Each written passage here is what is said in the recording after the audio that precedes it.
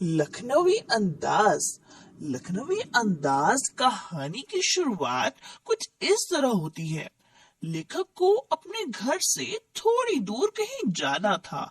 लेखक ने भीड़ से बचने और एकांत में किसी नई कहानी के बारे में सोचने और ट्रेन की खिड़की से बाहर के प्राकृतिक दृश्यों को निहारने के लिए लोकल ट्रेन के सेकेंड क्लास का कुछ महंगा टिकट खरीद लिया।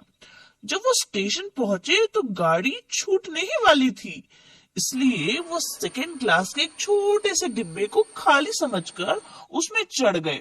लेकिन जिस डिब्बे को वो खाली समझकर चढ़े थे, वहां पहले से ही एक लखनवी नवाब बहुत आराम से पालती मारकर बैठे हुए थे। उनके सामने दो ताजे खीरे एक तौलिए के ऊपर रखे हुए थे। अब लेखक को देख नवाब साहब बिल्कुल भी खुश नहीं हुए, क्योंकि उन्हें अपना एकांत भंग होता हुआ दिखाई दिया। उन्होंने लेखक से बात करने में भी कोई उत्साह या रुचि नहीं दिखाई। लेखक उनके सामने वाली सीट में बैठ गए। लेखक खाली बैठे थे और कल्पनाएं करने की उनकी पुरानी आदत थी, इसलिए वो उनके आने से नवाब साहब को होने वाली असुविधा का अनुमान लगाने लगे। वो सोच रहे थे कि शायद नवाब साहब ने अकेले सुकून से यात्रा करने की इच्छा से सेकंड क्लास का टिकट ले लिया होगा, लेकिन अब उनको ये देखकर बिल्कुल भी अच्छा नहीं लग रहा कि शहर का कोई सफेद पोश व्यक्ति उन्हें सेकंड क्लास में सफर करता देखे। उन्होंने अकेले सफर में वक्त अच्छा से कट जाए ये सोचकर दो खीरे खरीदे होंगे, परंतु अब किसी सफेद पोश आदमी के सामने खीरे कैसे खाएं? नवाब साहब गाड़ी की खिड़की से लगातार बाहर देख रहे थे और लेखक कन अखियों से नवाब साहब की ओर देख रहे थे। अचानक नवाब साहब ने लेखक से खीरा खाने के लिए पूछा, लेकिन लेखक ने नवाब साहब को शुक्रिया कहते हुए मना कर दिया। अब इसके बाद नवाब साहब ने बहुत ही अच्छे तरीके से खीरों को धोया और उसके छोटे छोटे टुकड़े यानी फाख में उसे काटा। फिर उसमें जीरा लगा नमक, लाल मिर्च लगाकर उन्हें तौलिए में अच्छे से सजाया। इसके बाद नवाब साहब ने एक बार और लेखक से खीरा खाने के बारे में पूछा।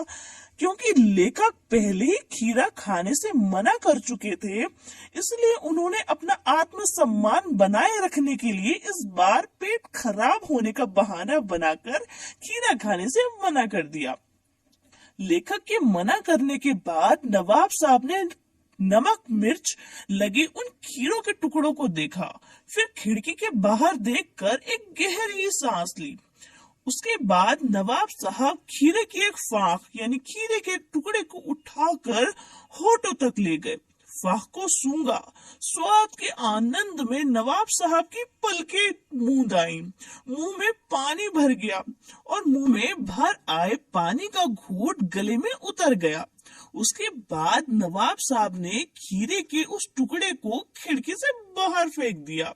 इस तरह नवाब साहब हर खीरे के टुकड़े को होठों के पास ले जाते, फिर उसको सूंघते और उसके बाद उसे खिड़की से बाहर फेंक देते। खीरे के सारे टुकड़ों को बाहर फेंकने के बाद उन्होंने आराम से तौलिए से हाथ और होठों को पोंछा। अब फिर बड़े गर्व से लेखक की तरफ देखा और जैसे लेखक को कहना चाह रहे हो कि यही है खानदानी रईसों का तरीका। अब नवाब साहब खीरे की तैयारी और इस्तेमाल से थक कर लेट गए। लेखक ने सोचा कि क्या सिर्फ खीरे को सूंघकर ही पेट भरा जा सकता है। तभी नवाब साहब ने एक जोरदार डकार ली और बोले, खीरा लजीज तो होता है पर पेट पर बोझ डाल देता है। ये सुनकर लेखक के ज्ञान की आंखें खुल गईं। उन्होंने सोचा कि जब खीरे की सुगंध, खीरे की खुशबू और स्वाद की कल्पना से ही पेट भरकर डकार आ सकती है, तो बिना किसी विचार, घटना और पात्रों के लेखक की इच्छा मात्र से ही नई कहानी भी तो लिखी जा सकती है। यानी इस कहानी के माध्यम से लेखक ये कहना चाहते हैं कि खीरे को बिना खाए जैसे पेट नहीं भर सकता, ठीक उसी तरह बगैर विचार, घटना और पात्र के कहानी नहीं लिखी जा सकती। लेखक ने उन नए नए लेखकों पर व्यंग किया है जो बिना विचार, घटना और पात्रों की कहानी लिख देते हैं और अपने आप को लेखक घोषित कर देते हैं। ऐसे लोग सिर्फ नवाब की तरह दिखावा करने का प्रयास करते हैं। आई होप आपको कहानी अच्छी लगी हो। अगर जरा सी भी 1% भी आपके लिए अच्छी लगी हो तो प्लीज मेरे चैनल को सब्सक्राइब करें, वीडियो को लाइक करें और शेयर करें अपने फ्रेंड्स के साथ और कमेंट्स में बताएं आपको कैसी लगी। Thanks for watching.